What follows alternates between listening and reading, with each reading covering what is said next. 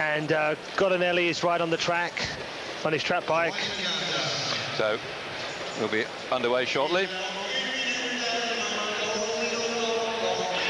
Just to put you in the picture then, as we get ready for this ride-off for the final in the World Pursuit Championships, that today in the semi-finals, Collinelli did 4 minutes 16.141. That was still inside the world record, which Collinelli broke at the Olympic Games. In fact, Collinelli broke it twice at the Olympic Games.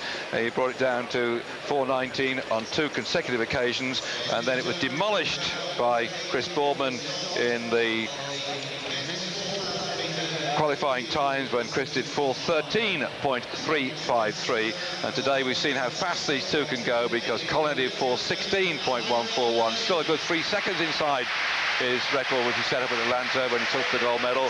And Chris Boardman in his semi-final, here he is, he did 4:15.006. He eased up so that he wouldn't catch Markov, who he just caught coming down the finishing straight. He eased up so that Markov could finish his ride, and then the bronze medal would go to the fastest of those beaten in the semi-final. It was in fact Francis Moreau, the teammate of Chris Boardman, that got the bronze medal this afternoon, 4:19.665. That again was just outside the previous world record. So this track is fast. The atmosphere is absolutely electric. Ahead of Chris Boardman and Andrea Collinelli lies 4,000 metres. They're screwing in his feet here. Underneath those pedals, by the way, on Collinelli's bike, they've actually filled them in with aluminium foil so that the wind doesn't cause a disturbance in the holes on the pedals. On top of the nuts on his handlebars, they filled those with aluminium foil as well to make everything aerodynamic. Russell, you want to say something? You're sitting here like a kid who's just been given the opportunity of getting into a toffee shop free. Let's concentrate now and wish Chris Boardman the best of luck. Graham Aubrey, I know, I've just spoken to him, he's watching too. He's just come back home, and loads of people all over Great Britain, all across Europe, going to watch the ride-off between the ex-world champion and the reigning Olympic champion. Boardman, Olympic champion in 1992, revolutionised pursuiting with his technique. And now underway, both of them adopting the Graham Aubrey Superman position, and so ahead of them lies just over 4 minutes to see who takes the gold, who takes the silver. This new position they're riding in, with the big gears they use, means they're often slow off the mark. We've seen Boardman already today go through the first kilometre in 1:08, and they're settling down now. Boardman is a little bit down. That's not unusual. We've seen him in the past slow to start. Collinelli has usually been the bit quicker away off the blocks. The first check will come after 1 kilometre, when in the qualifying performances yesterday, Chris Boardman went through in 1:09.402. Come on, Russell, say something. Your mouth's open. You're so fascinated here. Well, I watched Chris start. Chris had a slightly slower start. He was out the saddle for just over a lap, but he's coming back at Collinelli now.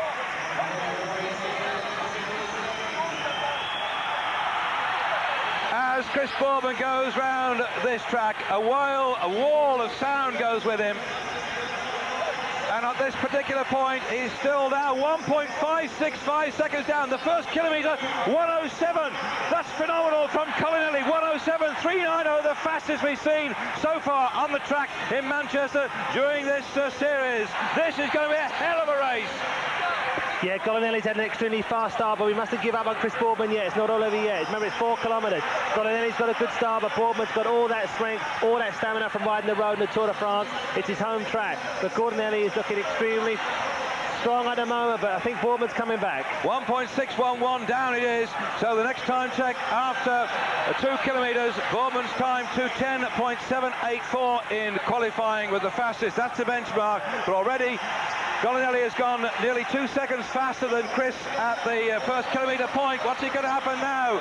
Is Boardman going to get back at him? This is a hell of a race here. Pursuiting, sometimes people say it's a bit like watching paint dry or grass grow, but it's not boring tonight. This has everybody on the edge of their seats as Boardman cuts the deficit to 1.242, and the 2:08.591 is the time at the checkpoint at 2 kilometres. We're on to world record standing here.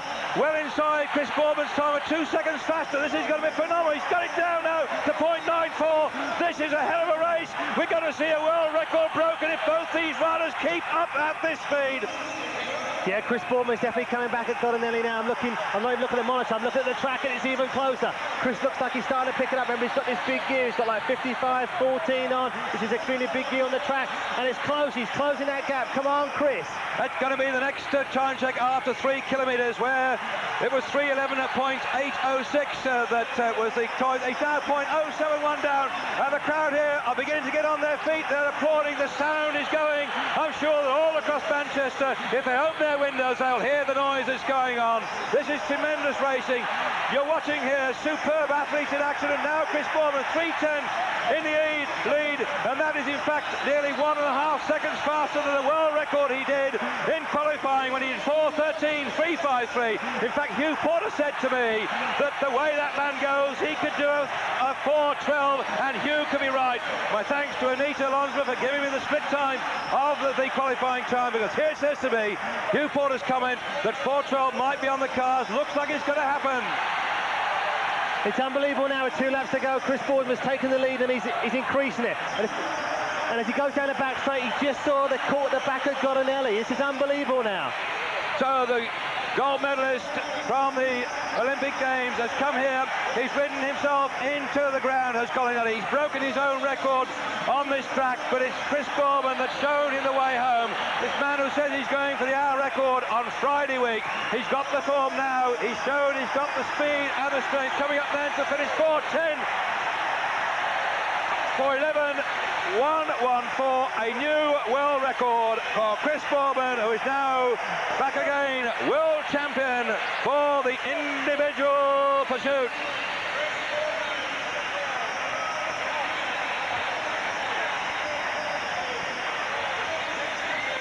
There's Sally being congratulated likewise. That's the joyous moment. They only live a mile down the motorway from here, sorry, 1 hour down the motorway from here. The Union Jack going. But Chris Boardman has waved the flag yet again. What tremendous reputation we've had for pursuing in recent years, with Chris Boardman and Graham O'Brien waving the flag for Great Britain, following in the wheel marks of Colin Sturgis, Tony Doyle, Hugh Porter, and in the amateur ranks, the performances of Norman Shield. Over the years, we've been having some great pursuiters, and now Chris Boardman is here on his home track with a new world record again. So Hugh Porter, 4 times World Pursuit Champion, who's the commentator here for the public, was right when he said to me it could be inside 4:12, and what better judgment than that from a man who knows what it's all about, because the time was 4:11.114.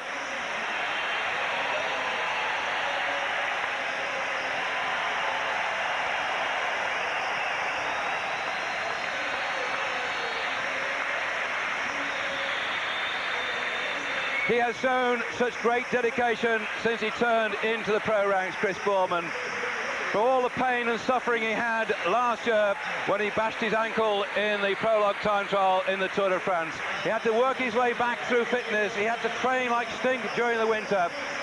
And Peter Keane, who helps him all the way through with his program training, has brought him back into form. He had a virus during the Tour de France. He didn't ride up to the expectations that he had for the Tour de France, but he didn't know what he was going in for. He'd never ridden that distance before. He survived the Tour de France. We're looking at a man here who can win the World Pursuit Champion, and can also ride himself into a new world by going through the Tour de France. And there's why Sally congratulating him.